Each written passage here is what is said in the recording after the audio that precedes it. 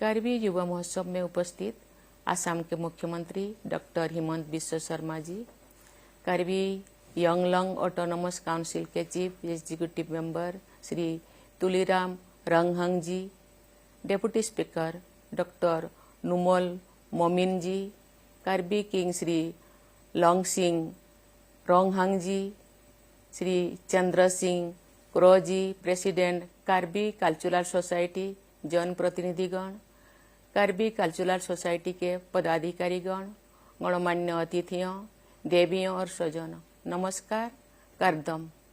मैं आप सभी को कार्बी यूथ फेस्टिवल के स्वर्ण जयंती महोत्सव की हार्दिक बधाई देती हूँ।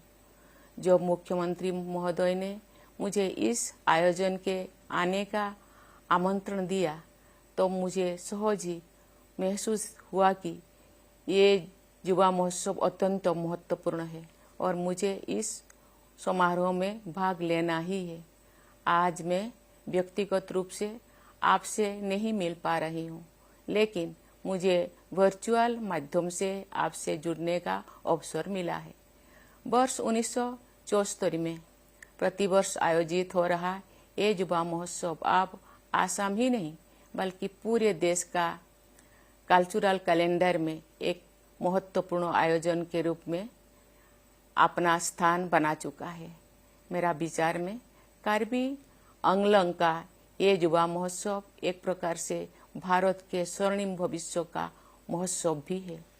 इस युवा महोत्सव को आयोजन करने के लिए मैं असम के मुख्यमंत्री doctor Hemant Biswa Sarma ji, Karbi Anglong autonomous council तथा असम राज्य सरकार और कार्बी आंगलोंग जिले के सभी अधिकारियों और कर्मचारियों की सराहना करती हूँ।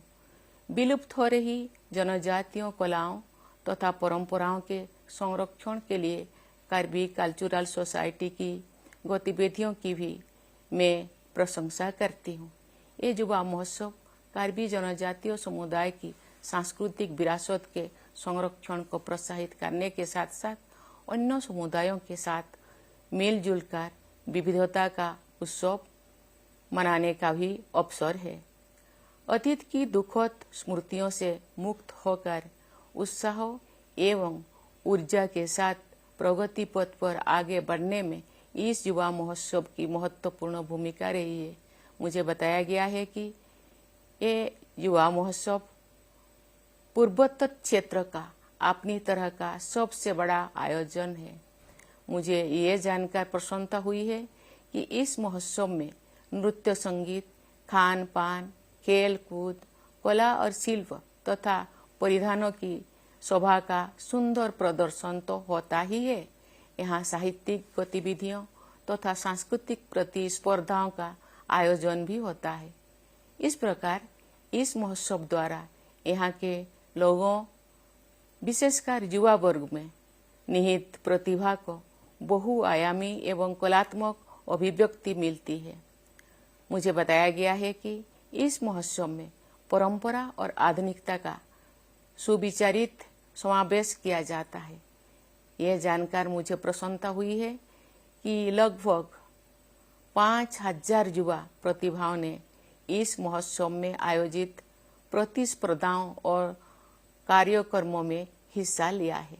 मुझे विश्वास है कि यहाँ बड़ी संख्या में उपस्थित युवक और युवतियाँ और आसपास के क्षेत्र के सभी युवा अपनी प्रतिभा और परिश्रम से आसाम राज्य की पूर्वोत्तर क्षेत्र की और पूरे देश की प्रगति में अपना अमूल्य योगदान देंगे। देवियों और स्वजनों, जनजातीय अस्मिता कितनी महत्वपूर्ण होती है, ये स्वयं मैंने अपने जीवन में अनुभव किया है। इस प्रकार के उत्सव जनजातीय अस्मिता को प्रदर्शित भी करते हैं और उसे मजबूती भी बनाते हैं। मैं यहाँ उपस्थित सभी जनजातीय बेटे बेटियों को विशेष बधाई और आशीर्वाद देती हूँ।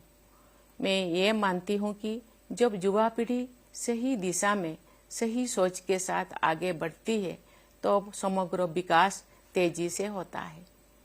ये बहुत खुशी की बात है कि इस क्षेत्र के युवा शांतिपूर्ण तरीके से विकास की मुख्य धारा को अपना योगदान देने के लिए तत्पर है। तथा सक्रिय है। देवियों और स्वजनों, राष्ट्रपिता महात्मा गांधी सहित हमारे राष्ट्र निर्माता और संविधान निर्माता वैश्विक दृष्टिकोण और परंपरागत भारतीय जीवन मूल्यों के समन्वय को प्रोत्साहित करते थे। वे चाहते थे कि हमारे युवा विश्व की आधुनिक उपलब्धियों के आयामों को अपनाएं। साथ ही वे इस बात को लेकर भी सचेत थे कि हम विदेशी प्रभाव तथा आधुनिकता के दबाव में भारतीय संस्कृति और अपने शाश्वत जीवंत मूल्यों को भी मजबूती के साथ अपनाए रखें।